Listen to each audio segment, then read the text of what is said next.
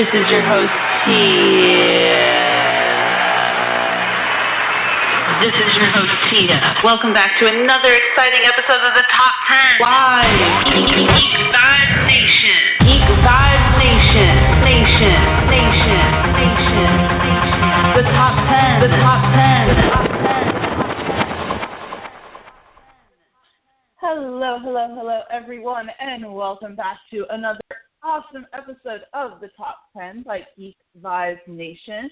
As always, I'm your host, Tia, and if I sound just a little off today, just know that I turned 30 yesterday, and as is customary when you turn another decade, you have to go out and get completely hammered, and that's where I'm at this morning, but I'm really excited to be here, really excited to be doing this show. As always, I have my fabulous co-host with me today, Brittany. How are you?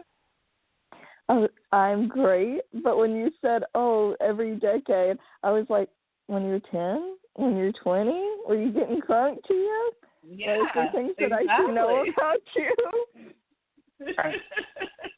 I actually was one of those people that really didn't legitimately drink until I was 21. I never had a fake ID. I was like, I'm going to obey the law.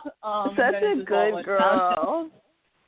Thank you. I can't say that for most things in my life, but at least that. But so it's me and Brittany this morning, and we actually have a really special guest with us, and I'm super pumped to have him on the show. Mark from They Call This a Movie that I pretty much talk about every podcast is with us today. How are you doing this morning, Mark? Good. Welcome to becoming one of us, Tia. We'll start waking up with mysterious back pain, and we'll start getting excited when people cancel plans on you. I've been that way for probably the last 6 years with the canceling of plans. Oh my God. I'm a known couch potato. There is literally a home video back when I was a kid, and there's a family function, and it's outside, and then the camera pans to where the living room is, and you can see me on the couch watching TV, and they're like, there's Tia watching TV as there's a family function going on. So I've been training for this my whole life, but so this morning we're doing the top 10. It's actually one that Mark suggested, and is the top 10 moments from Snowpiercer. If you watched Parasite, which won the friggin' Oscar by Bong Joon-ho, then you should definitely check out his other work, especially 2013 Snowpiercer. It was actually his first English language movie, and it stars Chris Evans in this really wacky type of film. And I remember watching it at first because it had Chris Evans in it, obviously. And at first I was like, this movie's really weird. I'm not going to like this movie. It's really strange. And then I watched it, and I still was like, it's really strange. But I just kept trying to convince myself of that. But then as I sat there, I was like, no, this movie's really freaking good and really poignant. So I really enjoy it. I kind of forced Brittany to watch it so that she would be prepared for this as well. I didn't know what to expect. Oh, I'm sorry. No, go ahead. I was going to make a joke. You're probably going to be a little more serious. Oh, wait, no, give me the joke. I want the joke. I feel like laughing. I was going to go, so everybody out there has watched his second best movie. Now go watch Snowpiercer.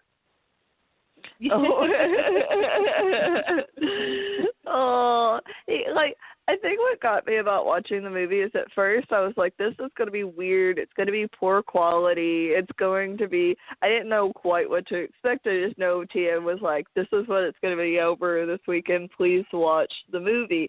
And watching it, I was like, this is kind of higher quality than I was expecting. The acting was higher quality. I was like, it wasn't as weird as I thought it was going to be, but maybe it's just because I watched a lot of, weird movies recently. But I was like, you know what? This is great. This is golden. I like this, and I hate myself for loving it. It's one of those things where everyone at this point knows Chris Evans solely from being Captain America, and I urge those who are out there to watch his other stuff because he's a legitimately good actor who can do more than just playing Steve Rogers. But I made the joke with Brittany before that it's hilarious that we're reviewing this movie because it is about the end of the world, and right now it pretty much feels like we're at the end of the world. I woke up at 7:30 this morning, went to CVS, and CVS near me is right above ShopRite. And as I'm passing by ShopRite, I noticed that there are absolutely no carts outside, which is always an indication to me that it's absolute mayhem in the supermarket. And, of course, as I looked in, every aisle has a massive line.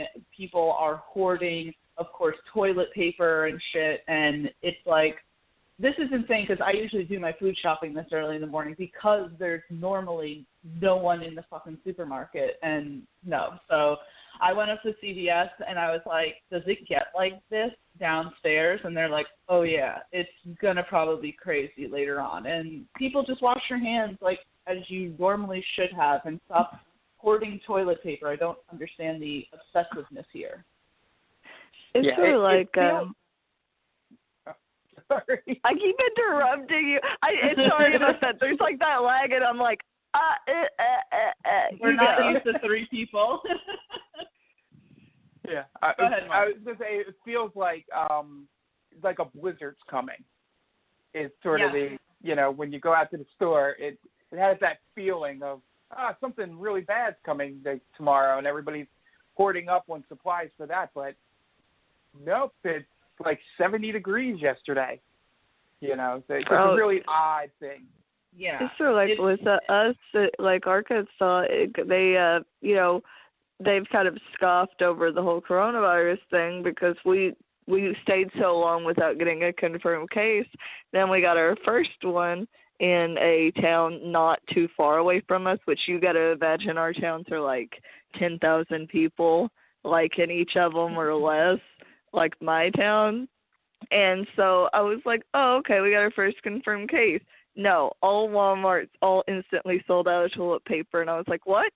I was like, it's not half as bad as like New York or Ohio or any of these other places, but everybody's like instant panic mode. Yeah, I don't know which part of the opening montage to a disaster movie we're at right now, but probably like somewhere in the middle. Yeah, I will say that it's probably going to get worse before it gets better, but China seems to actually have an 80% success rate on their recoveries, and life is kind of returning back to normal. So that's where I'm going to be hopeful about. I'm going to say we just got to do all this craziness, and then we'll probably get better. But in the meantime, while you're self-isolating, make sure that you check out our awesome content, such as this top 10. So before we kind of move on into the actual list, another amazing content that you need to check out is Mark's other podcast, which is called Stranger Damies. And I do this now at the top of every show because your co-host, Anthony Del Vecchio, actually gave me a really nice blurb to promote. So I'm going to do that as I always do. So Stranger Damies is the ongoing real play D&D podcast from the main Damie family of podcasts. Join them every Wednesday as the wild stallions traverse the many traps and tribulations that Dungeons & Dragons 5th edition has to throw in their path. There's elves, weird hack dragon people, conspiracies to uncover, and more references to the 1980s than Ready Player One. Subscribe to the podcast on all podcast services by searching Stranger Damies, and make sure to follow them on Twitter and Instagram at Stranger Damies. Of course, Stranger Damies is also a proud member of Geek Vibes Nation, and you can find us at geekvibesnation.com. I always usually ask Brittany if I did a good job with that because I know nothing about D&D, but I'm going to ask you, Mark, if you feel like I did a good job with that. Yeah, that was pretty good. Well done. It's just, I don't think I've actually heard that promo, from Anthony. He did a good job with it. I was like, you got to give me something to say because I'm just sitting there going, yeah, Stranger Damies. It's a Dungeons and Dragons podcast. Check it out. He is like the ultimate fangirl too. Like the amount of times I heard about Stranger Damies, I've heard more of than any other site. I'm like, man, she loves them. yeah. I was gonna say that podcast is a lot of fun. We've been doing it 2 years, and it's going to be our 103rd episode coming up. So, it's fun to hear you guys, promote it and help with the numbers like you do.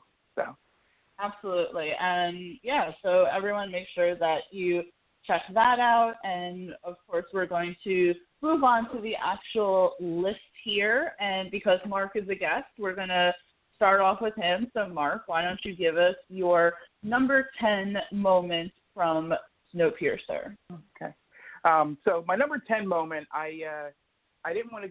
I wanted to do this at number 10 because I didn't want to pick an exact moment because I wanted to just praise the director of photography in the way the train changes as you go through it, and just how the colors and the shots and just gave something that could be very boring a lot of life.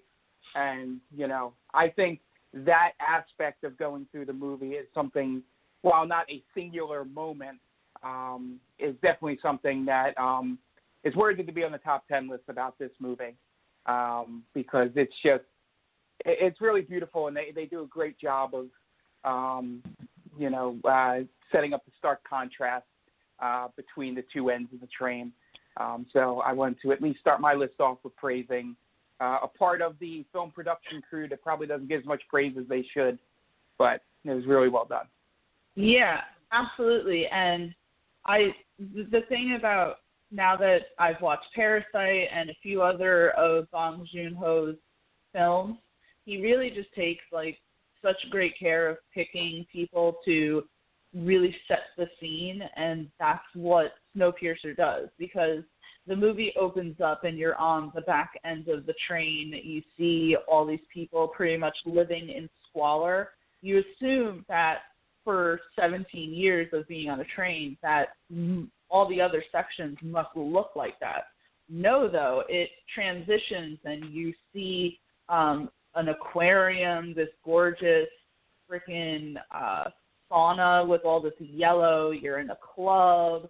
You're in a freaking sushi bar and all of that. Yep. And it transitions really nicely with the lighting and really just sets the stage, and kind of, it's almost, I want to say like a fun house, because every section is different. You encounter all these different experiences, and it makes me really interested, because I don't know if you guys know this, but they're actually developing a Snowpiercer series. I think it might have been done already.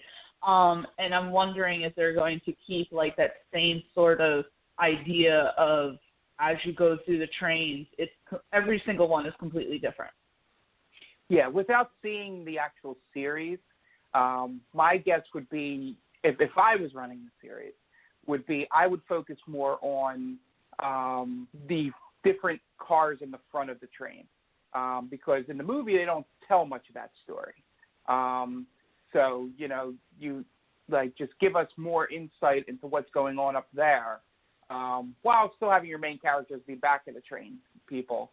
But yeah, I think having a series will let you be more in depth. Maybe you spend a lot of time in one car for an episode or two.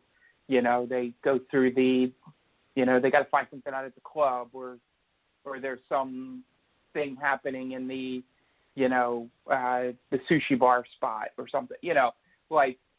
The amount of time they spend in some of the front of the train stuff, I could see lending itself to being better in a series than in a movie. But like you said, there's so much to tell in this, and a series is perfect. I just hope they don't overdo it, like things like The Walking Dead and things, series like that where you just run out of material. But I'm excited to catch that at some point. But there's a lot to tell there, and you know, just rewatching this movie last night, you know, reminded me of like, oh yeah, that series should be good. I'm looking forward to it personally, especially since it takes place 7 years after the train first starts, as opposed to the 17 years that the movie does.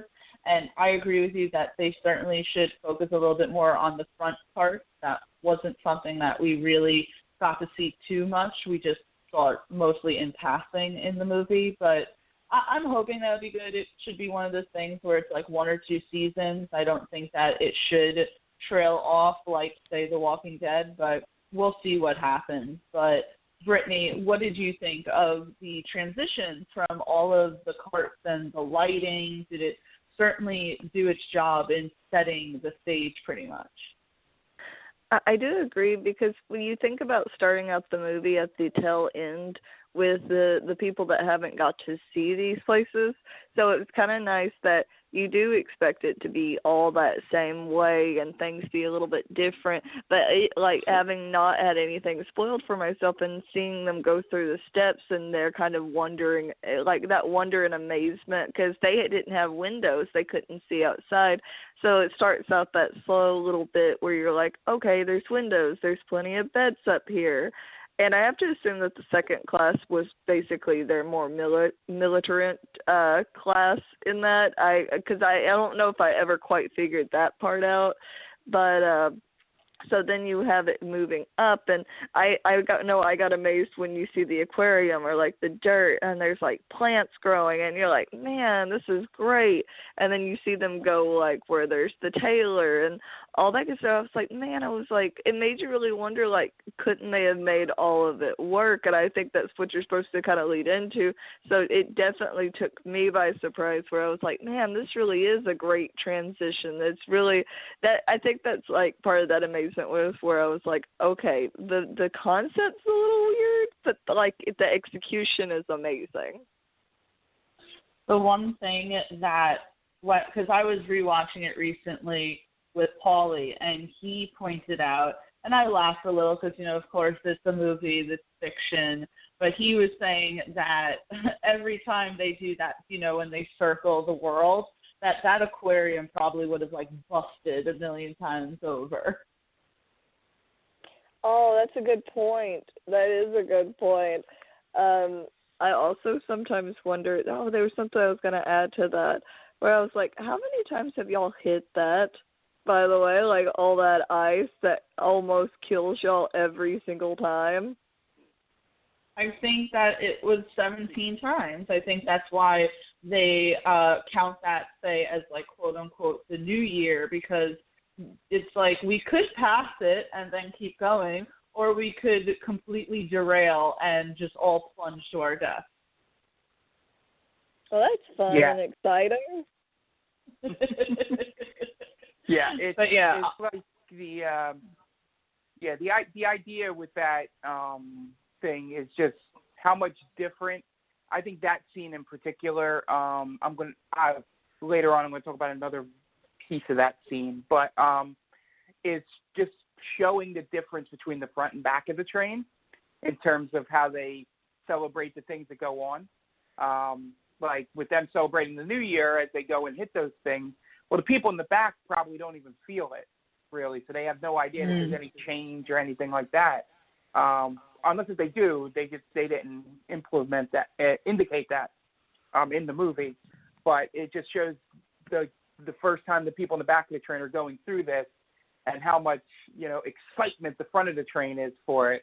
And I think that was one of the first real good choices for the dichotomy between the two sections there. And, you know. Yeah. And it could certainly be something that we explore in the series. But I do love that this is the way that we started off this list. I'm going to shoot it over to Brittany for her number 9. I was going to say, I'm going to go ahead, and since we're on this note, talking about where they pass on the bridge in their version of a New Year, because when I sat there and, you have everything wild going on with the people that actually had, like, the swords and the knives and the axe, and it's all this, like, death and destruction, and then suddenly everything stops, and it's like, what's it called? Like, it was like the Yucatan Bridge. I'm trying to remember exactly how they said it, but that they were passing, and then suddenly everybody stops fighting, and then you have Edgar go, man, I hate getting older, like, what do you say, like, getting older every year? Like, it was just, like, the humor where you're almost, like, it was almost eye-opening to how, like, detached the first and second class are, because they were weird, like, the grinning with, like, bloody smile, not really fearing death. It was almost like they were so bored. Like, I'm trying to think of the word for it. It was almost that they, for the third class, the tail end, for them, this is them trying to survive, and, this is survival for them, and all. They've lived in such a bad condition. But for the first class, they're like, oh, this is funny, this is exciting, this is the most exciting thing that's happened in a while. And to me, that was almost, like, disconcerting. I was like, this is kind of messed up, but it was kind of eye-opening what to expect, because, when we let in beforehand with, the guys with the guns, you're like, okay, they're kind of stupid, but then you have these people that are basically like the elite, and you're like, okay, well, this is a little more terrifying, but I don't know why that scene to me was so weird, but I also really liked it. Yeah, it's oh, go ahead, Tia. Sorry. I'm sorry, and I was just going to say really quick, I mean, if you were on a train for 17 years, you'd probably be pretty bored as well, and it's pretty much the same thing as I always think of it as in Rome, where, you're witnessing all this shit in the Colosseum. I mean, witnessing violence and death is something that has kind of been a human sports time for a long time. I mean, we even love watching people beat the shit out of each other. So you kind of have to imagine that is also there. They don't have TV, so this is like funny to them. But I'm sorry, Mark, you were saying something? Yeah, I was going to say the best part about that scene, and I'm glad Brittany, brought to attention this part, is that when they get to that point where you've been trained through the movie so far, everything's violent, fighting each other, and then when they stop and start counting down, the first thing in your head is what big weapon or big soldier is going to come busting through that door as like some kind of, finishing move to end the rebellion. And then when it ends with them saying Happy New Year, it's just such a really, getting the humor part of that in, but it's still really disturbing in a way. It was very well done in the direction and the writing for that, and at that point, I think it's when, and maybe this is through a third and fourth viewing that I've had of this movie, that's where you start to figure out that maybe something's not completely normal with the front of the train. And I think they showed that perfectly in just that little moment, little 10-second moment. Sorry, I had myself on mute because the sounds of Yonkers were in the back with all the sirens, so I always try and mute myself whenever that happens. Yonkers. They're burning down Yonkers. But yeah. No, it's certainly interesting. It's something that was something that I observed when watching this, that it's insane that they could go from fighting each other and essentially killing each other and then suddenly stop and be like, Happy New Year, and it's all very like weird and wacky, and I think in a way kind of shows that the front cars really just don't view this as, say, I don't know, as important almost and as life-threatening, even though this is the back cars really just fighting for their lives. Yeah, you find out later why that is when they finally do get to the front of the train. But it's a great way. It's for people that want to know storytelling, this scene is something I would show people. To sort of like, this is how you show and don't tell. What the differences are on a not so obvious level between the two ends of the train. And I wanted to point out really quick in Brittany's scene, just a little fun fact. Right before all that, when those military people are getting ready to fight with the axes and shit, and they cut open that fish and kind of like drench their axes with the blood. Obviously, this is a Weinstein production film. And apparently I had read that was something that the company or Harvey in general wanted to, wanted to be nixed from the movie. And it was something that Bong Joon-ho was very adamant about keeping in. This is the whole thing where he told Harvey that his father was a fisherman and that fishing was very important to him. That story's so much better in light of recent events.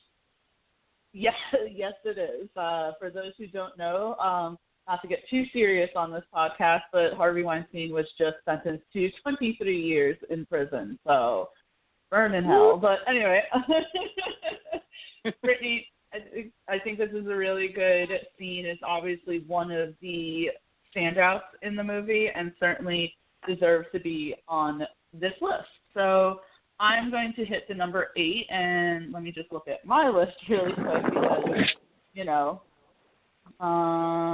okay, so this is pretty much in the beginning of the movie, but I've always really liked it, and it probably could be a little further down the list, but I also don't want anyone else to get it, so that's why I'm going to pick it. But oh my gosh, Tia. It's the one where Curtis discovers that there are no more bullets, because obviously you have all these people, these military people wanting to keep the back carts in line, and they have these insanely huge assault rifles, and that's obviously something that would probably keep anyone in line because you don't want to get shot.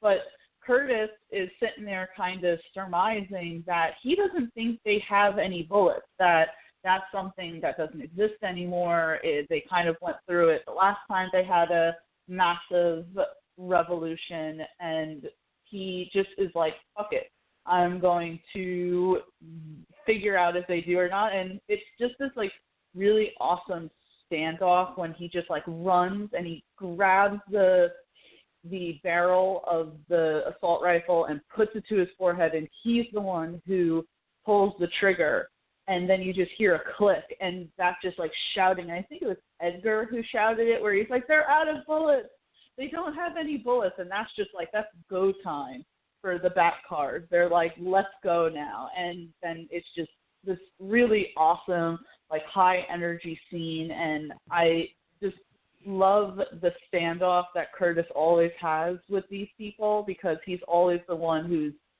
standing up when everyone else is sitting down, and he's also the one that's like, I'm going to put myself in this position where if they do have bullets, that's it. Game over for me. I just got shot now. But it was also like the battle cry pretty much of that moment. So it's very small, but it's one of my favorite scenes in the entire movie. So I'm going to put Curtis discovering that they are out of bullets. Mark, what did you think about that scene? Yeah, so that I had the exact moment on my list a lot higher. The moment when he runs up and grabs the gun and puts it to his forehead and then pulls the trigger. That singular moment was much higher up on my list. So I'm sorry. glad you. No. You were correct in taking it if you wanted to talk about it, because it was on at least my list. But that seems great because what that whole section does before they rush and starts the revolt is it's a good way of showing Kurt's character being very thorough and planning, and sort of like a lot of more of the aggressive people are getting annoyed with him And then, and this is his first time doing that, just, all right, I'm doing it sort of thing there. And it's the first time where, throughout the whole movie that he's going to be the leader of the revolt. And then he plays this reluctant hero thing so well. And this is the first moment where, he actually springs into action. And it's such a key point in the movie. And they lead up to it so well. And then they lead up to that. And then that scene, just the shot of, him putting the thing and then the quick cut to the pulling the trigger. And then, going back to Edgar and, just that whole little 5 to 10 second moment is great. And, it makes me, it gets you into the movie. At that point, it's on. And if you haven't been hooked by this point, this is probably where you would fall off, because the rest of it just moves at a rapid pace for the most part. Yeah, that's a great thing to point out, because prior to that, obviously you could feel the tension in the air, but things were probably a little slower at that point. There was that very much will they, won't they type of environment, especially with in the beginning scene when they're doing the counts and everyone's sitting down and Curtis is still standing and, then he sits and it's like everyone keeps asking Curtis, is it time? Is it time? And it's like, no, not yet, not yet. And then suddenly that's the moment. And as you said, it just kind of blows off from there. And then we're very much at a rapid pace in the movie. So I just think it's one of those moments that shows, as you said, Curtis was very much a reluctant hero, a reluctant leader, but it's moments like those that show that he has the fortitude to be the leader, because he was literally willing to die in that moment just to start the revolution. I was going to say, on that note, go ahead. Oh, I'm sorry. No, I was going to move to you next.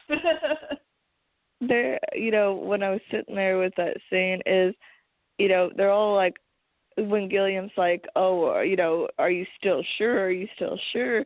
Kind of like making sure, because they had dragged that old man kind of up front and threatening his life. And that was the whole reason. It's like, I think a big part with Curtis being the leader is he wasn't willing to gamble that man's life to see if there was a bullet. So, it was, I think it showed his leadership qualities, because by this point you're still learning. He doesn't want to be the leader. He doesn't want to be the leader. He doesn't feel like he's qualified. But then you see him do all these things that show that he is qualified, like being willing to let his life be on the line to see if they actually have the bullets. But I love that scene because it's so intense. Like the moment it clicks, and Edgar's like, they've got no bullets, and everybody starts like going up in arms. Like it is kind of the Kickstarter to the movie. And I remember watching the movie and going, man, I was like thinking it's all going to happen mostly in the tail end, and that at the very end is when they're going to get like a little more up or, get what they're needing. But it really is like how Mark said, it's like the slingshot. It's like this was the loading and this was them letting it go, and then it's nothing but like uphill from there, like going up to the front of the train. But it was very intense. I like everybody else, I had this one on my list too, but I made sure to have others because I was like, somebody's going to take this. I just knew it was going to be Tia. This is that scene that if it were Game of Thrones, the Battle of Blackwater, it's when Tyrion is just like, steady now, steady, and you're like, dude, you need to start firing because they're coming, and he's just like, no, and then take off like that. So to me, if this were some epic battle in Game of Thrones or The Witcher or something, this is when they're preparing, as you said, to slingshot, but it's all about timing. And that's what I really like, because this was the perfect timing to start the revolution. So, yes, I did want to grab it because I knew that it would be on several of our lists. So, yeah, that's my number 8. Let's move on. Mark, what is your number 7? Yeah, so my number 7, I'm going to do sort of a thing you did and sort of pull something down from higher on my list, just to make sure, because I want to talk about it. I really enjoyed, and this is tying into my D&D stuff too, is I really enjoyed Ed Harris's Lawful Evil performance, as the conductor of the train. The name's escaping me, and I know it begins with a W, but Wilford, that's it. Because that whole scene with him and Chris Evans, and he's just basically laying out like, oh, this is all right. I'm just trying to hold up order, just trying to impose this lawful system. This is how humanity works. Like a very, for Star Wars fans, a very Darth Vader, sort of thing where it's like, I don't care what you think. This is what needs to happen. This is the only way to keep the train running. And he's just, for the short amount of time that he's actually in the movie, he basically hits his performance perfectly. And it's exactly going into it. I remember watching it the first time, was I didn't know if they were going to do somebody that was just like some kind of cartoonishly evil person, or if it was going to be that you got there and he was just crazy, just sort of like, that's why no one talked to him, that's why no one spoke to him. But then when you see what Ed Harris actually does with it, and that, no, this guy knows exactly what he's doing. He's very,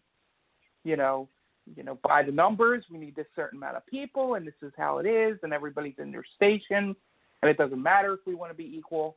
And it was just such a different idea for this final villain, per se, that we run into, that I think his performance needs to be pointed out, despite the fact that it's such a short screen time. Yeah, and this actually was on my list, so I took something from your list. You took something from my list, but yeah. And I get the scrap. No, sure. Ed Harris is he's a fantastic actor.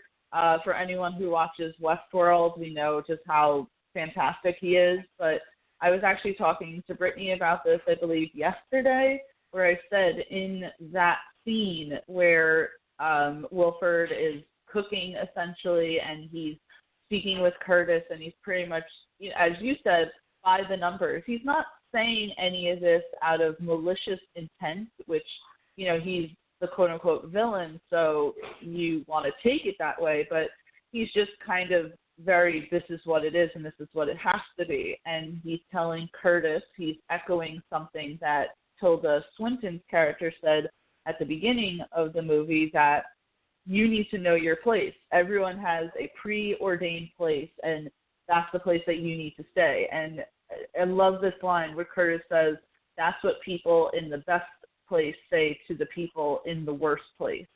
And that's just something that Bong Joon-ho has in pretty much every single movie of his. He is talking about classism, and he's very obvious about it. He just uses these unique stories as a vessel for his message. So I really enjoyed that interaction between Curtis and Wilford, because it's not something that you necessarily thought would happen. You thought like, oh, maybe it's going to be this big duel between the two of them and they're going to fight, but it just ends up being two people talking. And it was more powerful than anything that could have involved this. But Brittany, what do you think about that final interaction between Curtis and Wilford? I think, having just watched it, what's fresh in my mind is, yes, you do feel like you have that betrayal from Gilliam, but Gilliam does say, do not let him talk, cut his tongue out of his head, and I didn't quite get that until I did hear him talk. And it's Wilford, right? I'm making sure I got that right. Mm-hmm. It's Wilford. He is so charismatic that almost for a second I sat there and was like, well, I guess he's right. You have the numbers, you have this, you have that.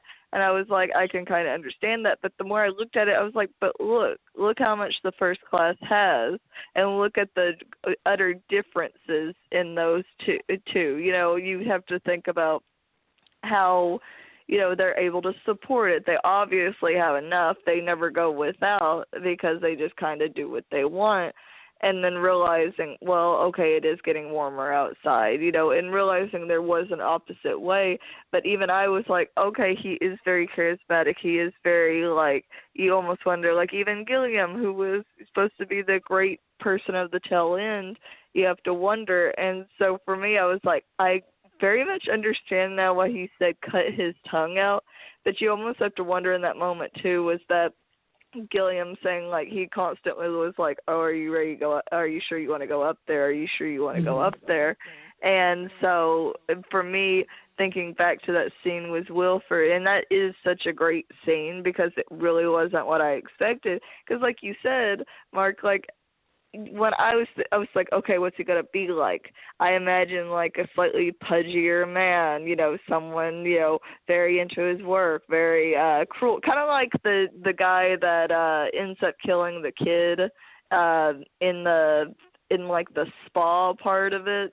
How he was very destructive and very murderous. I was like, oh, well, we're gonna get someone like this, and then getting to look back and going, no, he's just very posh, very, you could tell he saw himself as more of a prophet type. So I very much agree that this scene was amazing. Yeah, the whole moment with when he's explaining Ed Harrison through all the revolutions and revolts that have occurred and making them sound like history, things you learn about in history class, and why shutting that down, and sometimes you have to give hope, but you also have to be cruel. And the one part of the scene that I never quite got, maybe I should rewatch it and pay attention, is when he's talking about reducing the numbers because it would overwhelm the train. I don't think he says it, but never specifies, does that mean both ends of the train, or are they just killing all the tail people? And what? I don't think he ever specifies. If he may, I for anybody out there that is watching it and yelling at the podcast right now, but just in my memory, just seeing it last night, it just seems like we need to cut down, 74% of people from there go, and then but he never says, and we also take out all the old people in the front of the train, to get them, done. I think what it was is that, for one, he does say that the tail end has way more because he's like, oh, you tail end, like to reproduce.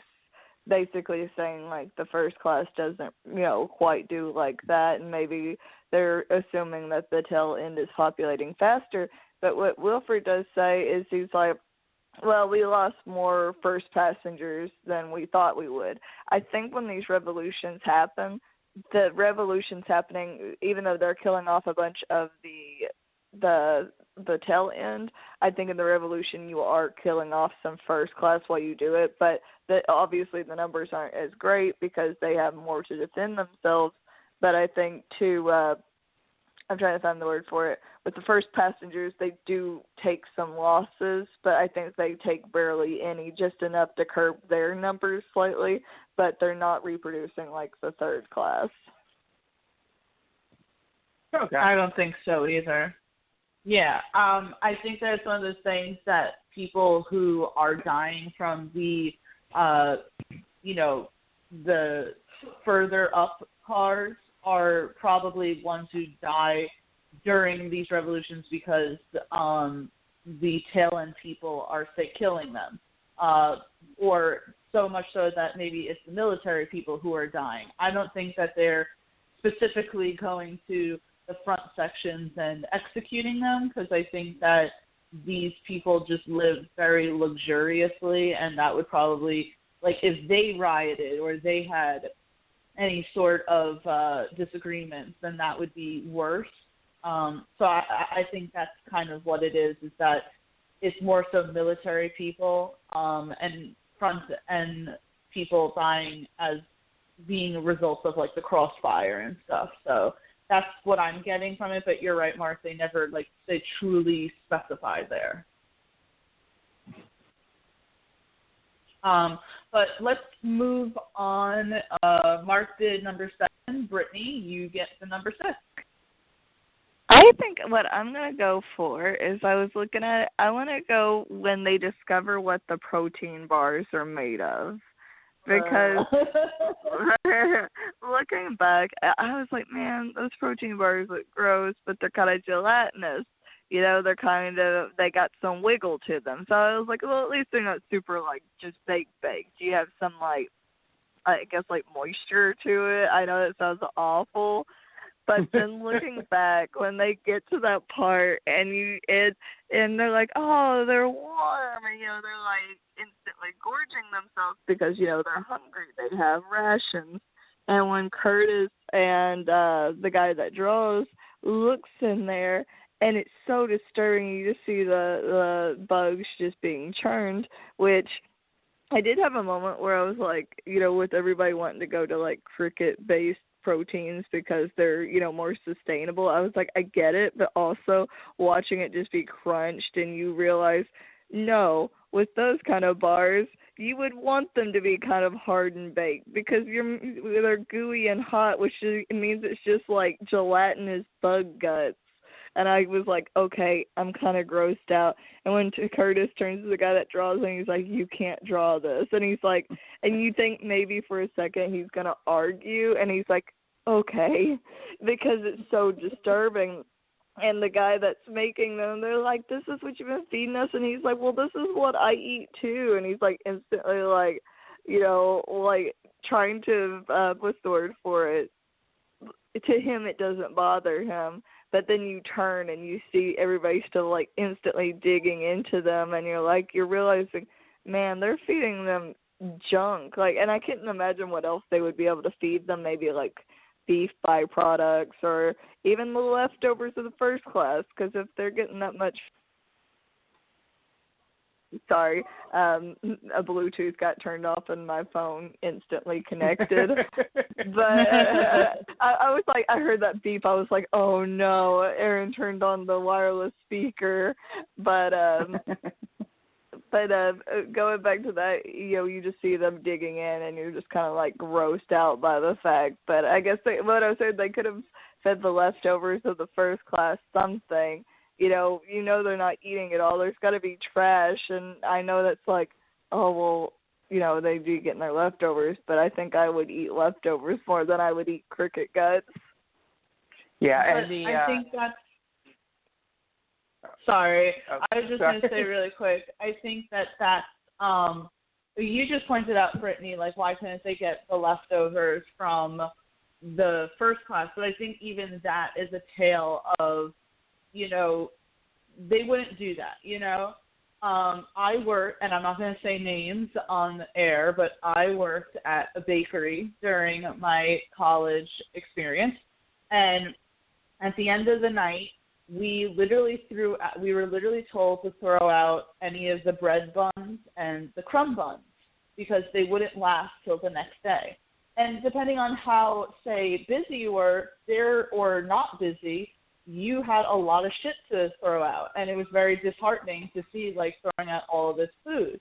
So in the town that I worked in, there was a church that would come and say, hey, you know, do you mind donating some food at the end of the day so that we could feed, say, the homeless? To you, that sounds like a great idea. Yeah, we're just going to throw out this shit anyway. But my boss said no. And it's like, why not give it away, you know? But it's like one of those things where it's like they would rather throw out the food than be decent human beings and, you know, donate it. And anyone who knows me knows what I'm talking about, but I'm not going to say it on air. But yeah, so that's how I feel like it was. But I'm sorry, Mark, you were going to say something. Well, I'll get to one thing, jumping off of what you were just saying. It reminds me of, you know, when I used to work in a movie theater. We didn't have you can't take it home, but people used to carry giant bags of popcorn home, like in these comically large plastic bags, like that you could just sort of sling over your shoulder like a sack. because they would just get all thrown out. But some people would just carry it out to their cars at the end of the night. But yeah, because that stuff's going to get thrown out. What's the point? But that sucks that guy said not to do it. But anyway, my original point was I apologize. We'll get deeper if this is on someone else's list later on because it's not on mine. But talking about these protein bars reminded me of how good that interaction between Chris Evans and Tilda Swinton is when he makes her eat the protein bar. And he's the only one that knows why she's being very hesitant about it, because she definitely knows what's actually in it, and it's just a great way that scene is shot, and it's just that is the end of the the reveal happens of the protein. You get the protein bars and the reveal of what they were, and then him using it to denigrate her a little bit more as they go along, and it's just a well done without him saying something like, I could see in some lesser done movie him going, it tastes like bugs, huh? Or does that bug you? Having some kind of like that, in it. But in here, he just stares at her as she's eating it. And it's the unwritten thing that the audience knows, them two know, and it doesn't need to be said. And that's one of the great things about the way his storytelling is in most of his movies, that he doesn't think the audience is stupid, and he just thinks that you've been paying attention, which is great for somebody that actually, it gets kind of rolls eyes and doesn't really care when things need to be hammered home. So I apologize if that's on someone else's list here, but I thought it fit well while we were talking about the protein bars. I agree 100%. Go ahead, Brittany. I was going to say, it reminds me, in my sociology class, we had to do over, it was like whether or not America should intervene, because in Brazil, we think about our ghettos, but their ghettos are 10 times worse. And they were talking about how there's nothing to eat or nothing to drink, and people will fight over the garbage, like these dumpsters, just to get enough to eat or even just a mouthful of food. And it was saying how these shop owners started hiring bodyguards to guard these trash cans because they wanted to sell that food for pig feed, and that they would even hire hitmen to kill off children because to them, those children trying to get into those dumpsters was cutting on their profits. And they would do who would do it for the least money to kill these children or kill these adults, but it was mostly children that they focused on, because a group of young men or, young male children outside your store, or that they would pay these men to rape the girls, and how awful it was. And it made me think, Tia, about you talking about, that boss that couldn't even donate that food, or thinking about, donating that food, or, the first class to the third class. I was like, man, I think we go, oh, how awful are these people? But then we see it happen in our everyday life, and you go, man, this movie isn't too far from the truth if we were all stacked into that kind of situation. It's not too far-fetched. Yeah, and I'll say really quick before we move on, my boss wasn't always there at night, so we just gave the fucking food away anyway. So if you're listening, you know who you are, and F you. But anyway, let's move on. I will get number 5. And it's certainly one of the strangest freaking scenes to me, but also the most shocking, because I totally didn't see it coming. So it's going to be the school scene in the movie. So obviously, as they're traversing over to, the carts and everything, they're going through the cars. Don't mind me, I'm hungover today. But anyway, so they're going through the cars, and they end up in the car that is pretty much a, kindergarten, school, whatever. and it's very strange. You have these kids like shouting, like, oh, what happens if the if the train stops? We all freeze and die. What if we go outside? We all freeze and die. And it's very strange. The teacher is like way too into it. She's like shouting like, Wilford. Very odd, and I was definitely Chris Evans in that moment, just staring, completely disturbed at everything. But what is the reason why I put this scene on the list is because at some point it's the new year, so apparently they have a tradition where eggs get distributed. And, you think, oh, this is kind of cool. They're all, eating these hard-boiled eggs, all right, whatever, very Easter-ish. And then the freaking pregnant teacher, which I'm like, you are very irresponsible. You're pregnant, lady. But she pulls out a freaking Uzi out of, like, the basket of eggs and just starts, like, unloading bullets on everyone. And I'm like, holy shit.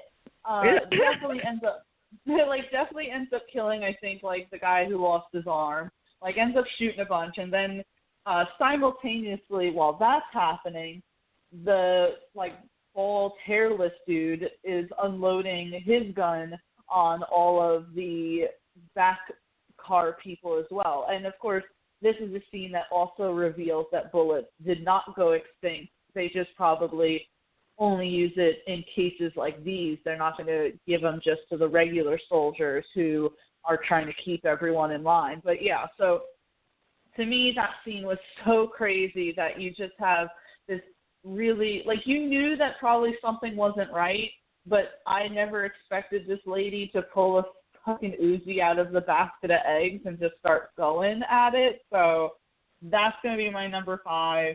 Brittany, what did you think about this scene? Like, it was very disturbing because of, like, one, the children are, like, doing this weird reverse stab, like, for everything that they agree with, and I was like, okay, this is a little weird. It was interesting getting to see, like, the backstory of, like, like that Wilford knew that that stuff was going to freeze the planet, which I'm kind of like, why wouldn't you be more insistent then if you knew for a fact that was going to happen and you made this train? But I guess it's kind of like the Ark of the Covenant, right? Not Ark of the Covenant, the Ark. But yeah, when it was flooding, well, so the whole scene was weird. By the way, I hated that one blonde girl that's like, I heard that they lay in their own shit, and I'm like, never want to smack hell? a child so badly. I would say, like, it was very, very weird. And, like, but the one kid was cute where he's like, I saw them. They went through there. And she's like, okay, and what else? And he kind of shrugs. I was like, okay, that kid's cute. But the rest of them I hated. But, yes, as soon as, like, I was like, oh, man, they're being very friendly, like, giving the eggs. And that one lady from the third cart, the tail end where she's, like, grabbing all the eggs, and the guy still hands her another egg. I was like, oh, this is kind of sweet. And I was like, well, that one lady's hella pregnant. Well, then when they pulled that out, I was like, okay. Because you almost have it established from the very beginning. Like, oh, there's no more bullets. And you almost don't have that stress. And that's why whenever the people had all the knives and the swords and stuff, I started to stress because I was like, man, they do have other weapons, and they don't have really anything. Because the other guys, at least they just had basically just clubs of guns, But going back to that, you're like, oh, God, this is about to get way more intense. I was like, everyone's dying. And so, yeah. I agree. That was a pretty intense scene. Mark, what did you think of this whole school scene? Yeah, so first off, I love Allison Pill. When she pops up as character actors in anything, her characters always stand out, and very well done here. Because basically the whole point of this scene is obviously this is showing that, the video stuff may just be propaganda. Maybe he didn't know it was going to freeze and was just kind of like a crazy genius. And now he's using this video to tell people that's what he thought, so that they would praise him.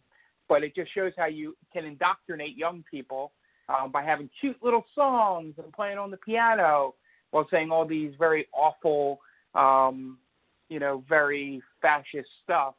But it all seems cute to them, like when they all go run and look out the window and see the people that tried to escape, 14 years ago.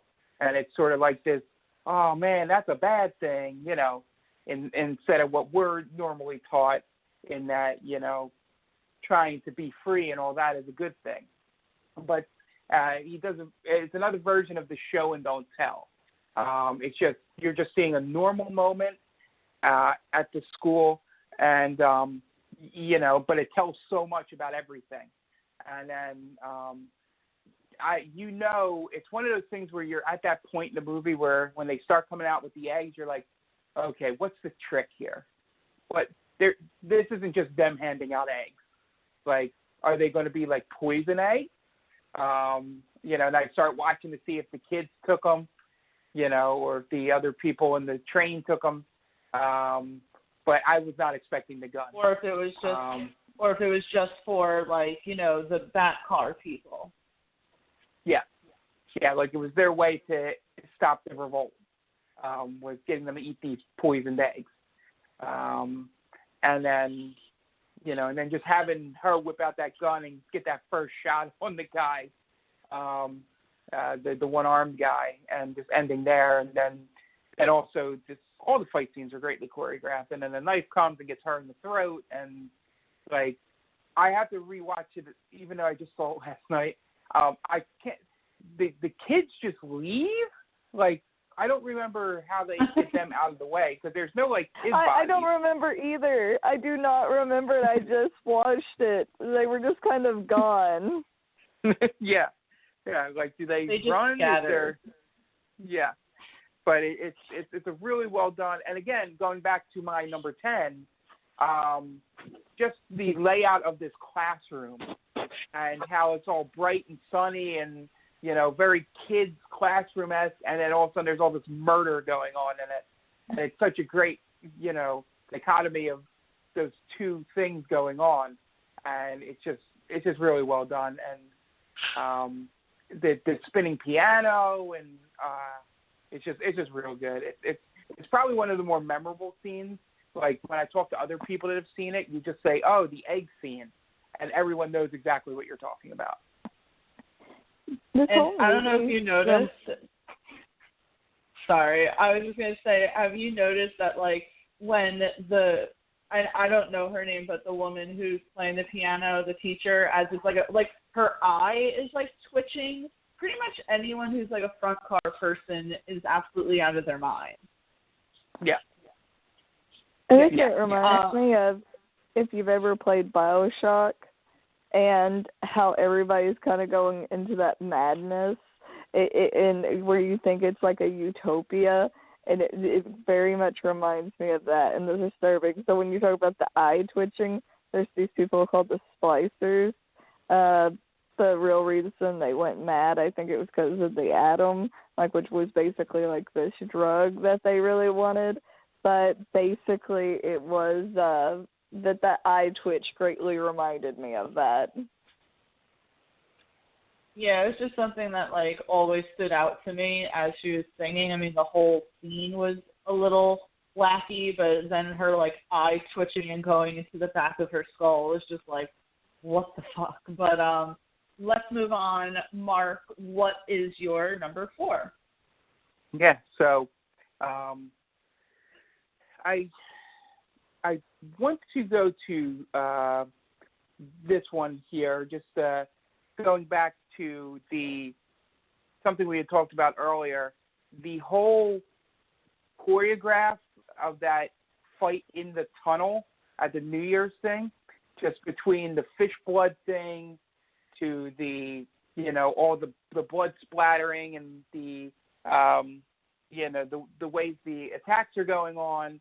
And I even wrote in my notes, I just wrote the words fish slip Achilles slice, which is one of my favorite moments in that fight, when, you know, Curtis slips and it falls down and it gets the guy in the leg as he's down there. And then the Olympic torch run, as I call it, at the end of that that's fight. so good. That entire choreographed scene between the first fight and the second thing, when, you know, you can tell they've been tricked because of the tunnel coming up, then how they turn the tide again, and then in the middle of all that is that crazy New Year thing that goes on. They kill off a couple, you know, quote-unquote main characters that you've seen through the first half of the film, and it's like right at that halfway point. It's like right near the hour mark, and it was beautifully done in every aspect that you would want a storytelling fight scene to be. It wasn't just like, oh, we're just going to drop a fight here. There's so much stuff going around with it and calling back to things, and it was just very well done. This was the point where I realized, I was like, I think I really love this movie. It's a great scene, all of it, and I want to touch upon the torch running scene, strictly because that is my favorite part of that entire choreography, because I love how it's just, we love in general with movies like underdog scenes, and that's truly kind of what this whole thing entails. The back car people are the underdogs, and they've been the ones who have been treated so poorly this whole time. And so to see that suddenly, and you can imagine that for so many years they've just lived depressed with no hope, and in this moment they're all rallying together. And that torch scene starts with just a little kid running, and then first it's the guy with the one arm, and then it's the tattooed guy, and I forget his name, but he was pretty awesome in this. He was like Gillian's, like, I guess, new protege or something, but he all of a sudden is like, okay, you go now, you go with the torch. And then that was just like such this fantastic scene within that whole entire thing. And as you said, there's so many things to kind of point out. One of the other things that I really love about it is, in that scene, while everyone's pretty much going to town on each other, you have Nam with his daughter just kind of showing her the outside. And it's almost like taking a moment to appreciate the beauty amongst this crazy fight scene. So I really love this whole entire thing, and I agree it definitely deserves to be on the list. Brittany, what are your thoughts on pretty much that whole entire, like, New Year's fight scene? I was going to say it was very intense because, like I had said before, you know, when we led into, like, the people with the guns that had no bullets, you felt this overwhelming, like, oh, yeah, they're instantly going to win. And I remember when, you know, when you have, what was her name? Was it Yono or Yoko? I'm trying to remember the daughter's name. When she says, don't open that gate, I was like, oh, no, what's behind there? And then you see that they have the vests on, they have the knives, they have the swords, they have the axes. And I did find that, so, like, the fish scene, I was like, what is that? Like, why are they doing that? And then you realize it's almost ritualistic. When you're realizing, too, they basically worship the engine, right?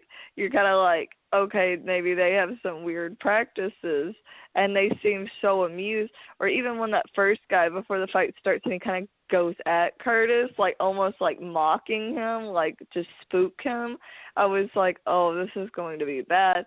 But it was also odd seeing, like, not odd, but interesting how much Edgar looked up to Curtis. And this is also the fight where we lose Edgar. And I really liked him. I thought he was sweet and kind of goofy.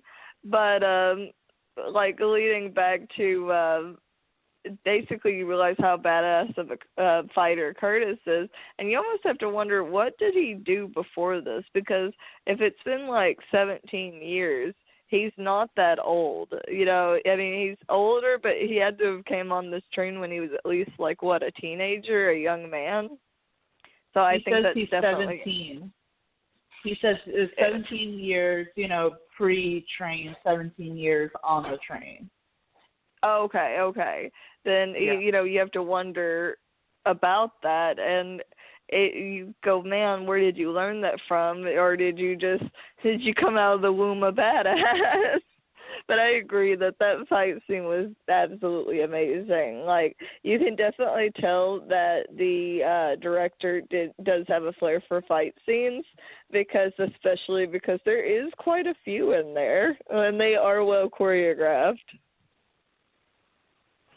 Yeah, they're definitely, like, well choreographed. I'm trying to think back on, like, other Bong Joon-ho movies that I've seen, and I don't think most of them have, like Parasite definitely didn't have, like, scenes like this, you know?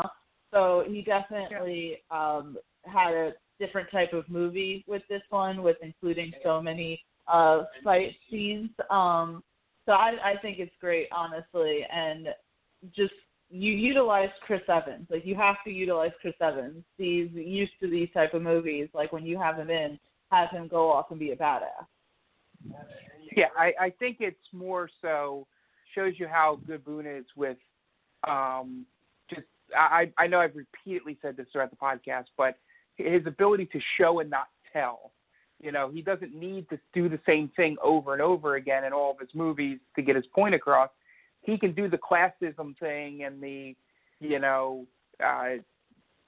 able to tell the story of his movie by, in this case, it's violence. He's using the violence and the fire and, that whole, the fish blood and all that stuff to tell his story here. While in Parasite, it may be a quieter moment that basically invokes the same point across. And it just shows you his talent as a filmmaker, that he's able to basically tell these stories without having to keep going to the same well over and over again. It's going to be more that his themes and his ability to storytell will become his legacy more than, say, you look on the very bad end of it. You can look at a movie and go, that's a Michael Bay movie, and it's because he does the same things over and over again. It's just, I think this is a great introduction to, if you've seen Parasite, to watch this movie, despite the fact that you probably should have done the opposite. But it just shows you how good of a storyteller he is, that he can tell a great story like in Parasite in the way he does that, and then also do the same thing here by using violence, and shows a little more of that darker, more gruesome side of humanity in this movie.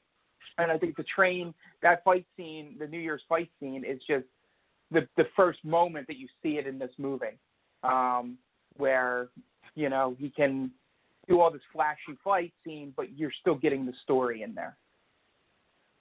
Yeah, and he just does that beautifully. I'll have to say really quick before we move on to the next one, definitely you should see Parasite and Snowpiercer. I think are probably his two best. I will say that, like, Okja ranks a little lower on my list, just because that was if you want to talk about strange, that was a strange movie, especially with Jake Gyllenhaal involved in it. But, Tilda Swinton, he clearly likes her because she can get into those type of characters. But, Brittany, let's move on. What is your number 3?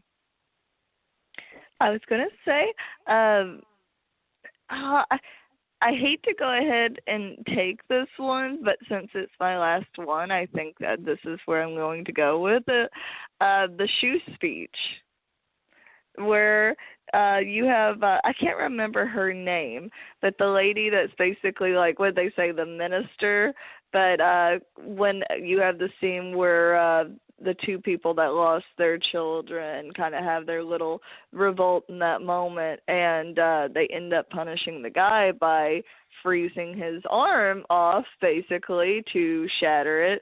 And she's talking about, like, because you remember the guy threw his shoe at the other lady in yellow.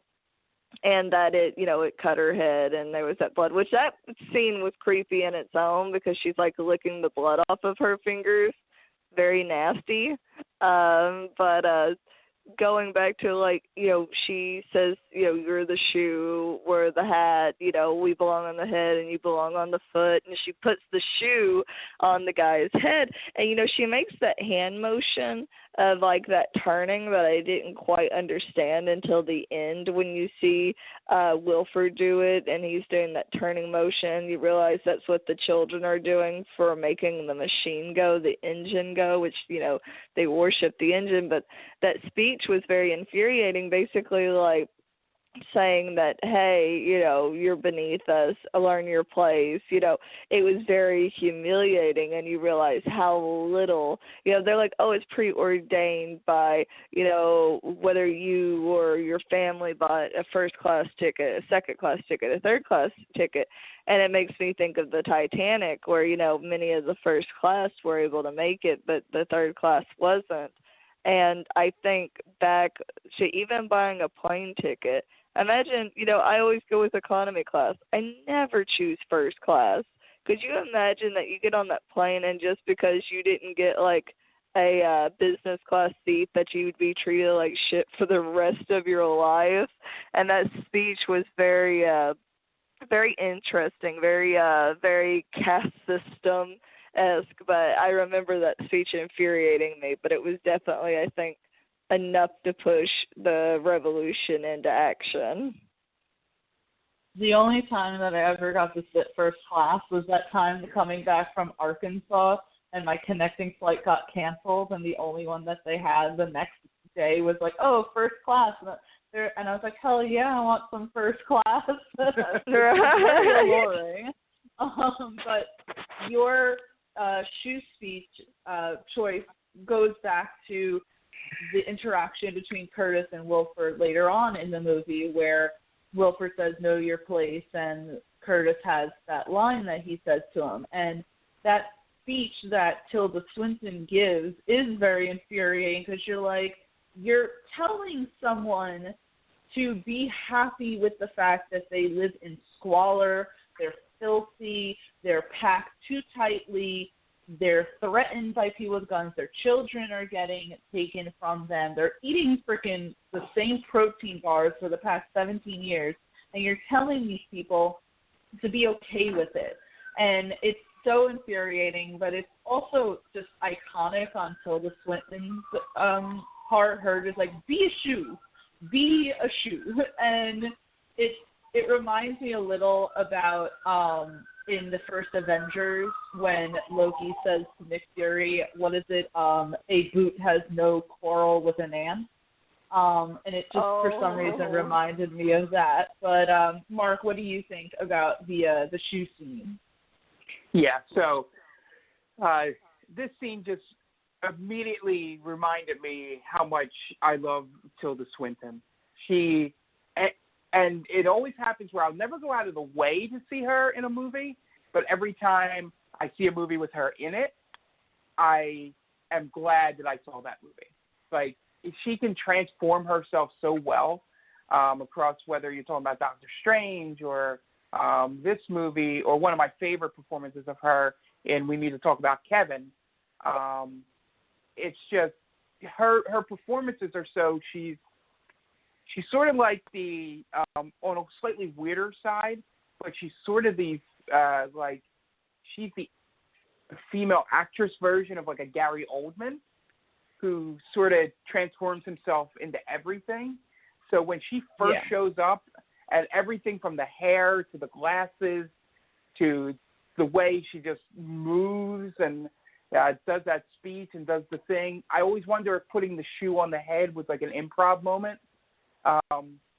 during that speech, or if that was planned in the script. That would be something I would love to know. But it's just, she basically in the first 30 seconds of meeting this person, you know everything about her and you hate her immediately. And that just shows the great job that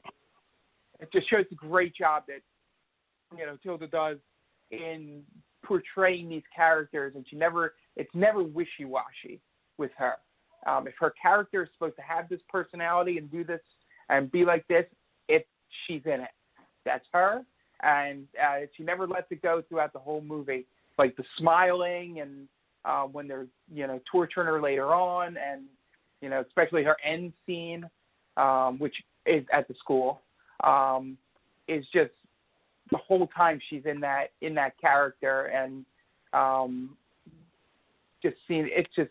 I think this speech is more of a testament to her and just how she brought this character to life. That when Boone or the other writer, whoever wrote this speech of the two writers, did, I think she took something from what was written on the page there and made it her own, and is the perfect first introduction to the front of the train in terms of attitude. And it is such a perfect representation of what we see throughout the rest of the movie.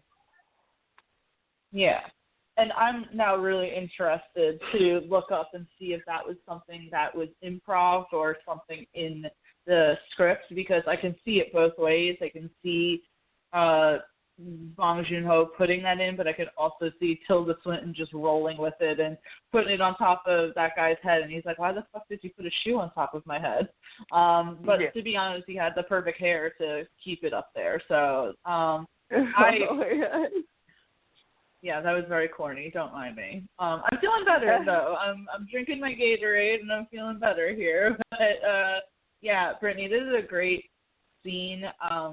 Just you hated her so much for saying this, and she's saying all this while this poor guy is getting his arm freaking frozen off, which especially adds insult to injury. You're telling someone to accept their position of getting their arm frozen off. It's like, I'd like to see you go through this right now. I'd like to see you again. Yeah, I hate her. I was so happy that she met her end by Curtis's hand. But that's a fantastic scene, is the shoe scene. I'm going to take number 2, and I apologize, Mark, if this is on your list, but this is also my last one, so I'm going to take it. And it's Curtis's talk with Nam, which I really thought was at the end of the movie, but when I was talking to Brittany yesterday, she was like, oh, yeah, I had to pause at this moment, and I have 40 minutes left. And I was like, wow, there was still 40 minutes after the talk between Curtis and Nam. I don't know, for some reason in my head I thought that was like all the way at the very end of the movie. But it's the speech where, again, I really think that like Chris Evans flexes his acting skills, and I think that he is so much more talented than people may give him credit for, who, again, only think of him as Captain America. But him kind of giving this whole speech of describing what happened to the back when they first were put on the train, and how they were starved and didn't have anything to eat and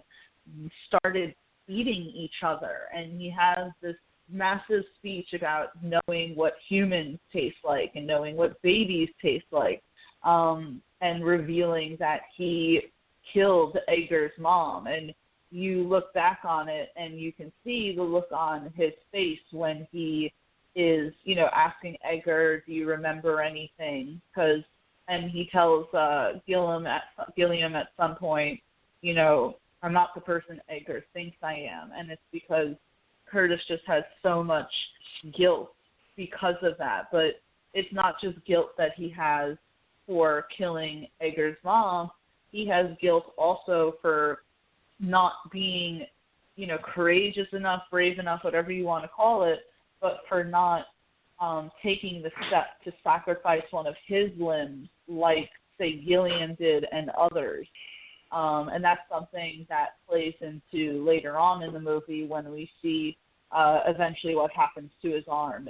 But that, to me, is it's such a powerful speech. The makeup is done well. This talk between him and Nam, and that just happened right after Nam, is explaining to him about wanting to blow the door up and get outside and everything. And, those two kind of, have had this sort of strange working relationship, I guess I would say, with each other. But just to have this very, raw pause in the middle of the movie just stood out to me. And I really love this scene. So, Mark, what did you think about Curtis's kind of speech here?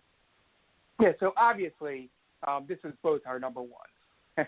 So this is the best part of this movie. Just from it ties everything you've seen, and the fact that there's still 40 minutes left is, kind of amazing. And then that just sort of is sort of an epilogue to it, and it's just Curtis's journey from there on out. But forgive me if you said this exact line in your opening to this, but the line when he says, the thing I hate about myself most is I know what people taste like, is so disturbing and heartbreaking, and he delivers it perfectly. And then he goes into the tying it in with Edgar being the baby he was going to eat, and then Gilliam saved him, and just the way it's such a reveal, because throughout this whole thing you've just been seeing Curtis as the hero. He's the good guy looking out for everyone, and then he drops that, and it's like, on top of there just being cannibalism, Boone takes the extra step and gets even more disturbing, which is something hopefully none of us ever have to find out about. But it just adds to it gives you a lot more story into the tail end, the life they had to go through, and why people like Edgar and some of the younger ones didn't really understand. And having that go up against, everything else that we've been told throughout the movie with the knowing your place, and you're lucky you're here, you'd freeze and die if you weren't here, just be glad. And then tying it into, the people that had their arms and legs cut off was because they did that so that people stopped eating babies. It's like, it is so ridiculous and well done, and it earns the emotion this scene gets, and it's not just dropped out of nowhere. It's perfect, and it's the scene I remember the most from this movie when I think about it. Just Chris Evans's performance here is so well done, and I think it's because I watch a lot of crappy movies for the other podcasts we do, so I tend to need to get down into the minutia of things, and I think that's why this scene stands out to me. Good movie is because it's a scene that basically, if you've been paying attention to all the little things going on, it's such a much more powerful moment. Yeah, it's a phenomenal scene, and it really shows you already knew that the tail end lived in terrible conditions, but this scene and this speech really just gives you a window's view into how horrific it was when they were first on board, and the fact that people had to make a sacrifice to eat their own limbs in order to survive just is harrowing.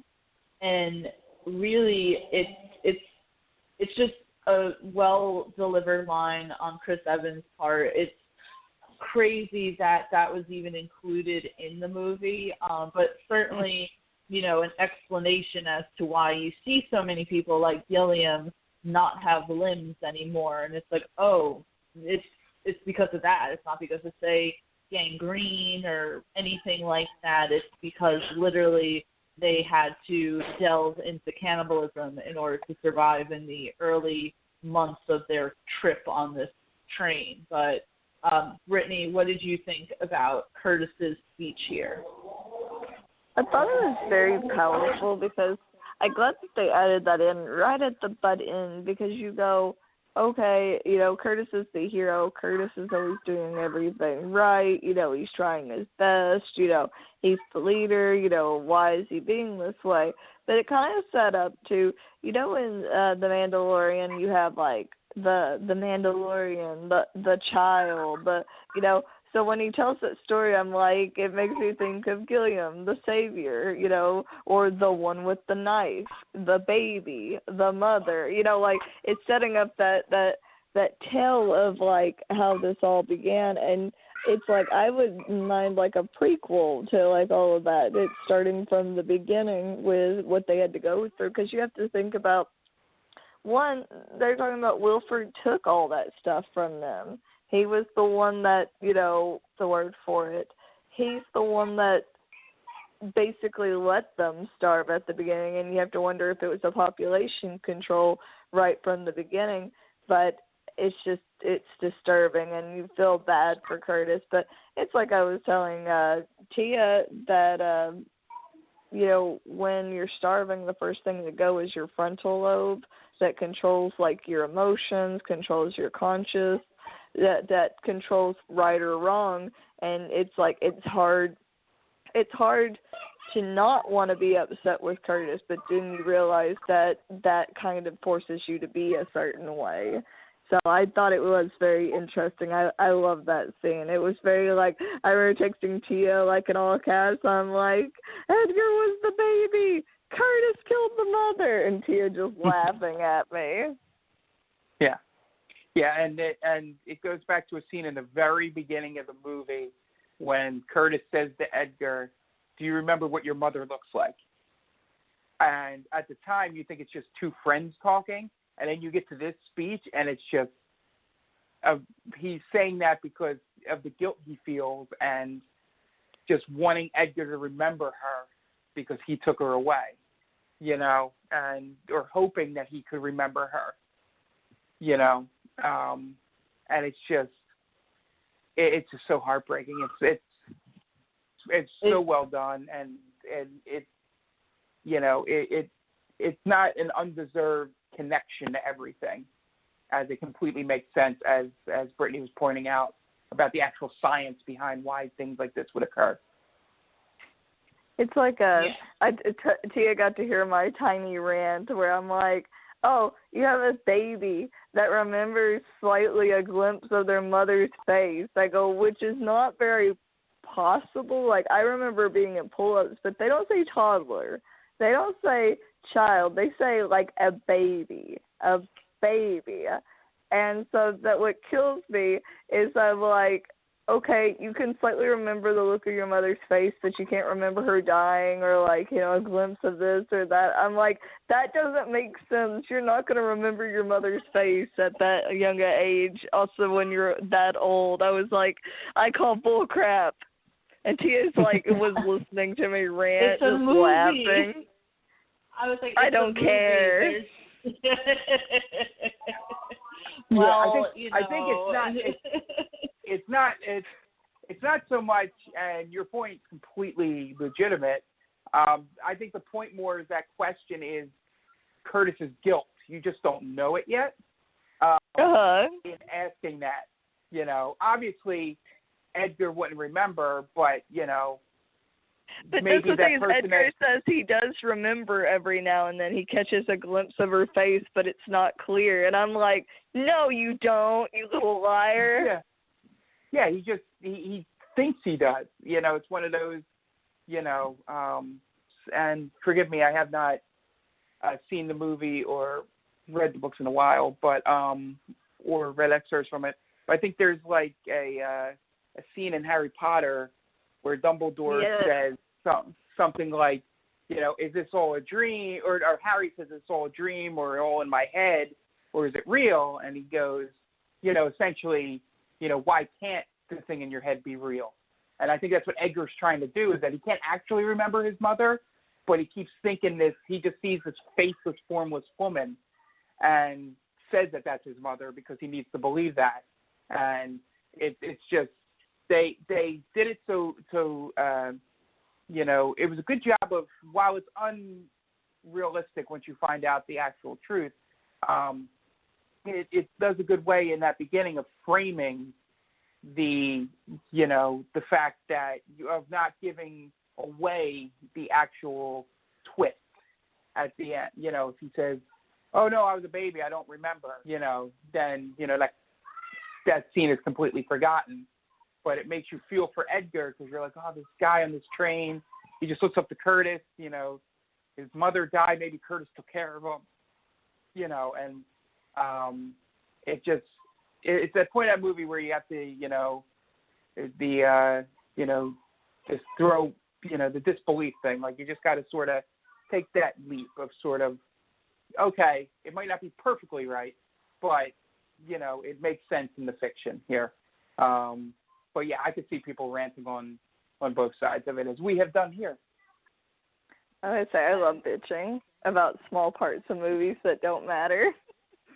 I didn't even think about that at all. So when Brittany brought it up, and I was like, I guess I'm one of those people, like, I like obviously looking into movies and seeing the, the messages and nitpicking and yada yada, but there are a lot of times in movies brush it off as, it's a movie, it's going to be a little unrealistic here. So, but I also like what you pointed out, Mark, about how it's one of those things where maybe he doesn't necessarily remember her because he was an infant, but that was his mom.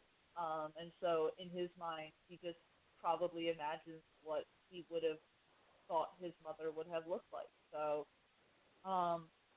but yeah, so we are down to the number one. And as always, let's go through the list really quick before we get there. So this has been the top 10 moments from the 2013 movie Snowpiercer. We've had number 10 as pretty much a praise to the director of photography. Number 9 as the New Year, scene. Number 8 was Curtis discovering that there are no more bullets. Number 7 was the interaction between Curtis and Wilford. Number 6 were the protein bars. Number 4 was the fight in the tunnel. Number 3 was the shoe speech. Number 2 was Curtis, his speech to Nam about cannibalism.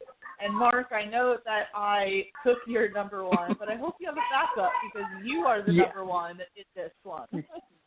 So my number 1 is the, would have been my number 2 if it was a personal list, but it goes with the, as I labeled it in mine, it goes with the cannibalism reveal of Curtis is when Nam is, talking about how he started figuring out that the world is getting warmer again and how they go through certain scenes in the movie when you were looking at it going, oh, that guy's out of his mind. He's just high. And here he was showing his daughter the plane that has slowly been getting revealed as the snow is melted. And then they go back to the scene, which we didn't even talk about, the gunfight through the cross train as they're going down the circular thing. That was great.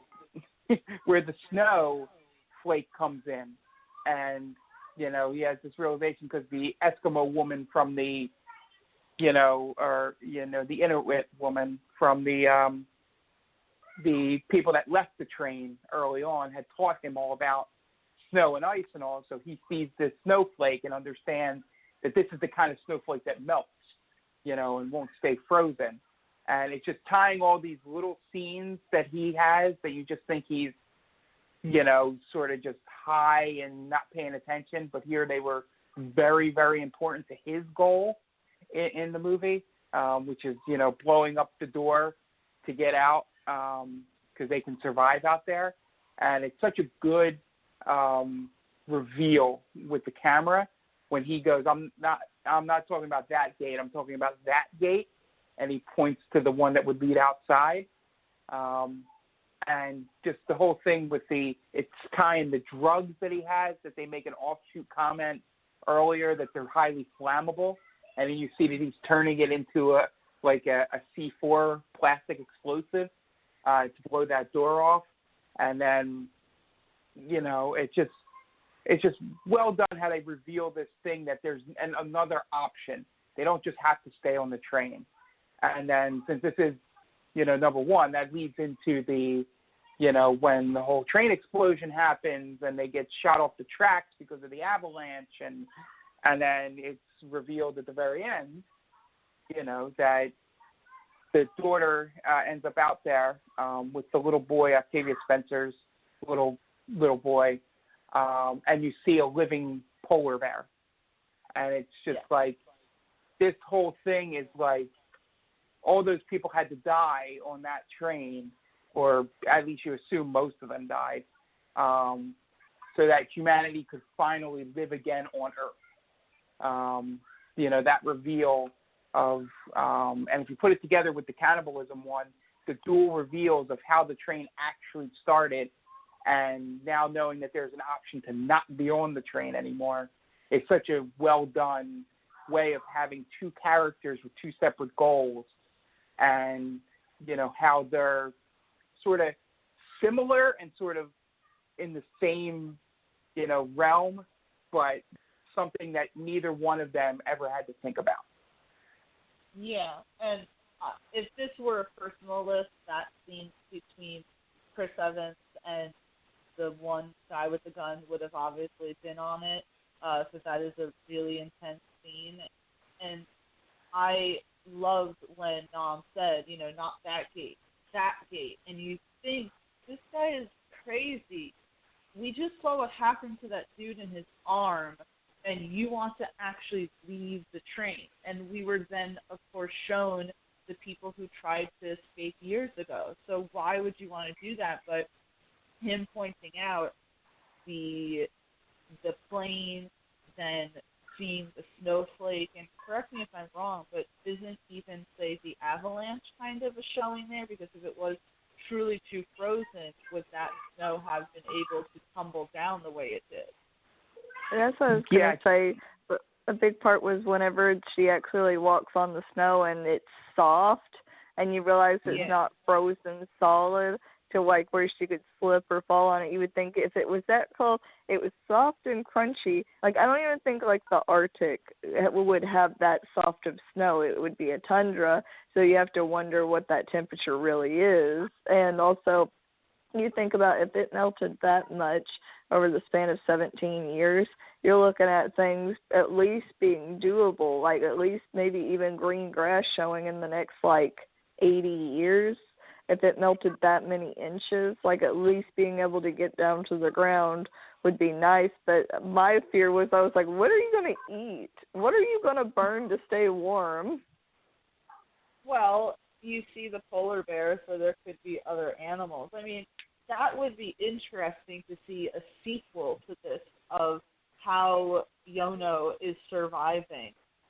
But even just, you mentioned the snow crunching, but her and the little boy were standing out there and they weren't instantly freezing. They were fine. So it is like a reveal of, oh, the world really isn't as messed up as we've been led to believe. There is perhaps a chance, and who knows if there were even people who were able to survive.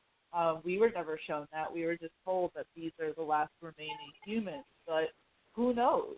That's certainly something that could have been explored, but that is a great scene at the end, just because, well, not the end, I keep thinking that speech with Curtis is the end speech, but I love it because you then find out that this guy, Nam, isn't just the drug addict that you think he is. He's been collecting all of this chronol to make a bomb. And it's just a really good reveal right there. So, Brittany, what did you think about that scene with Nam? It also made me wonder, one, did he only get addicted to that stuff because he had it constantly on him, for trying to get it, or pretending to be an addict to get it? You wonder, it's like, what came first, the chicken or the egg? But it was interesting because at first, when Nam says, oh, we're going to blow that up, I was like, are you stupid? Are you crazy? There's no way.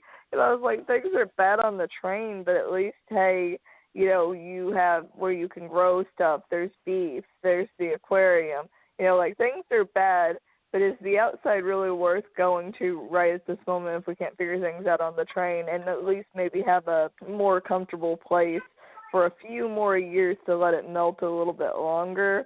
But, obviously that doesn't end up working out. We see the children, turning the cogs. You realize the only way to keep that train running is by basically child labor, where they're basically going to live and die doing that sort of stuff. So you almost wonder, like, okay, this was the only answer.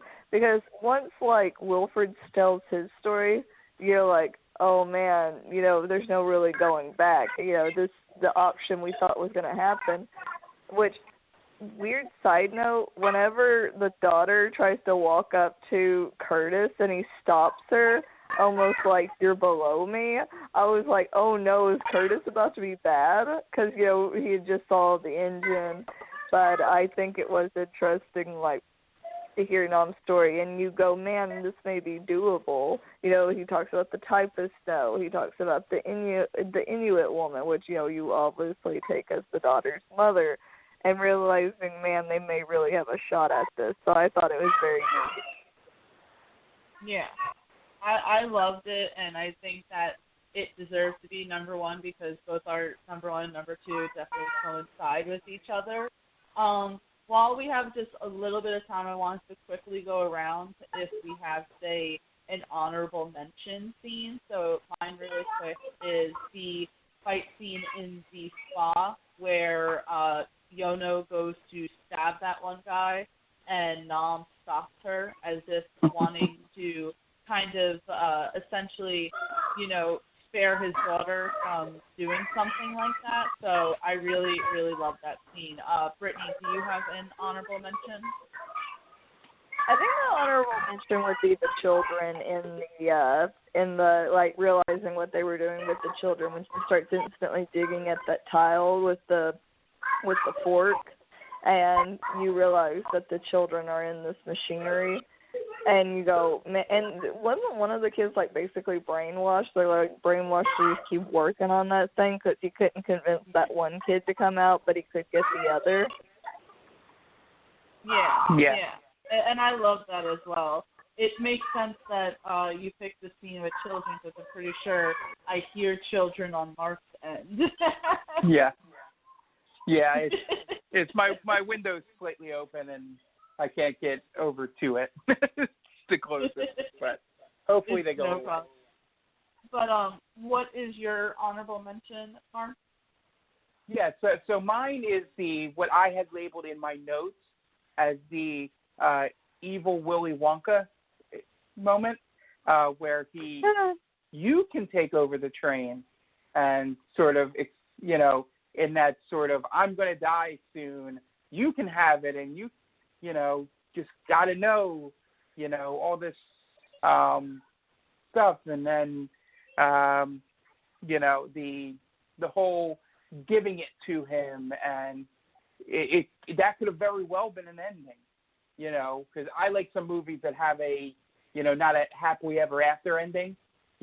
Sometimes stories need to have just a, oh, well, yeah, that's the decision. I can see why he did that piece, because he's basically had his whole world shattered at that point, because that's when he finds out the speech, that Gilliam was working with Wilford, and, everything he knew in the tale, in terms of the revolutions was a lie. And at this point, Wilford has broken his spirit enough that he thinks bring him this thing will be an easy yes answer, because he would rather be alone, because he's never been alone in 17 years. So just that offer as being the end game for Wilford was a pretty good moment. Yeah, I 100% agree. I think that was a fantastic moment. I think that all of the moments that we had on our top 10 were pretty awesome, just because it's a fantastic movie, so you can't really lose when it comes to Snowpiercer. So we lost Brittany, unfortunately, but it's perfectly all right. I will make sure to promote for her. Mark, thank you so much, by the way, for even suggesting this. I think that we did a fantastic job going through all of the top 10 moments of 2013 Snowpiercer. While we have just a little bit of time left, Mark, please promote your stuff and let everyone know where we can find you. Oh, I think maybe we lost Mark as well. No. Okay. You got me. Sorry. Oh. I had it muted. I had it muted because of the kids. Oh, I'm back now. Blog Talk Brittany's was back. like, I don't want they did not want me anymore. It said, thanks for using Blog Talk Radio. Goodbye. I was like, what? Yeah, so I'll just go through mine real fast, everything. As mentioned at the top of the show, I do a podcast called They Call This a Movie, where me and my two friends, Anthony and Dan, who you've heard on other Geek Vibe Nation podcasts, we basically watch terrible movies that sort of either coordinate up with a movie coming out that week or a holiday, or we do polls, and we basically review it and, rip it apart. It's sort of like the always bad movie version of the How Did This Get Made, the Paul Scheer podcast. We don't let ourselves watch good movies. But it airs every Thursday, iTunes, Google, I believe it's on Stitcher and Spotify and all that stuff. And then the D&D podcast, which I am the DM of, called Stranger Damies. We air every Wednesday. It comes on. We're going to be at episode 103 next week. They just finished up the first big arc of the campaign. 102 episodes later, yes, the first arc is finished. We just we do that every week, and it's very fun. If you don't know D&D, we do a lot more of the role playing than the number crunching and all that. So it's a fun listen. We're just a bunch of first-time D&D players that haven't really, figured out the game to the point where it becomes boring or a lot of minutia. We have fun with it, make some mistakes along the way. And then also, I do a video game podcast as well called Game Vault Pod that comes out every other Monday. Our next show will be on Tuesday because we needed to delay it because of recording issues this week. But, so give all those a listen. Absolutely, yeah. As Brittany said, I talk about a movie all the time. It's insanely entertaining, so make sure you check that out. And if you're a D&D person, make sure you also check out Stranger Damies and then also the Game Vault podcast. Brittany, where can we find you? What's coming up? I know that you are really into Resident Evil recently. Oh, yes. I was going to say I do have D&D tonight. Which I was like, nice. Oh yeah, I got that. Yep, I got it. My character is currently cursed, and every 30 minutes she has to go on a tirade, a horrible, horrible tirade. So that's been going on. But I love your DM. Right. So you can find me on Twitch. I stream Monday through Friday, except for not Tuesdays because that's right before class time. I normally stream 9 p.m. Central Time until at least 1 a.m. Central Time. But if I'm really, really into it, I may go longer. I've had 5 a.m. days from streaming something. So it just depends on how it goes. Really happy. We just hit 800 followers. It was a huge milestone, but been having fun with that. You can find me at Itty Bitty Brit. That is the name, just twitch.tv/Itty Bitty Brit. And you can find me on Twitter at Itty Bitty Brit 0. And that way, just to keep up with the streaming schedule. And if like yesterday, I had to cancel stream, so it's a good way to know if there is a schedule change. Absolutely. Make sure you guys definitely check that out. And also, if you're still on, make sure you keep listening because right after us is Wrestling Geeks Alliance. They're patiently waiting for Blog Talk right now. So, but yeah, please make sure you check out both Brittany and Mark's respective stuff. Also, be sure to check out Geek Vibes Nation. We have a ton of amazing content articles, podcasts, opinion pieces, movie reviews, and stuff that you're really going to want to check out while you are self-isolating. So please be sure that you look into all of that. Mark, again, thank you so much for being with us. I hope we get to have you on again. And if you haven't watched Snowpiercer, make sure you do so. I'm Tia, and thank you so much for listening to the Top 10. Bye. Thank you, guys. Bye.